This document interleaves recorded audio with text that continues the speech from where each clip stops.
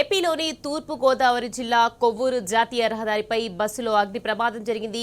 ఇక ఖమ్మం నుంచి విశాఖ వెళ్తున్న ఆర్ఆర్ఆర్ ట్రావెల్ బస్సులో సెల్ఫ్ మోటార్ స్టార్ట్ సర్క్యూట్లో మంటలు చెలరేగాయి. ఇక ప్రమాదాన్ని గుర్తించిన ప్రయాణికులంతా బస్సు దిగడంతో పెను ప్రమాదం తప్పింది.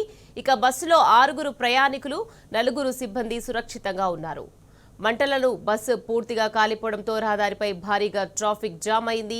ఘటనా స్థలానికి అగ్నిమాపక సిబ్బంది చేరుకుని మంటలను అదుపులోకి తెచ్చారు. మరో బస్సు ఏర్పాటు చేసి కొవ్వూరు నుంచి ప్రయాణికులను విశాఖకు తరలించారు.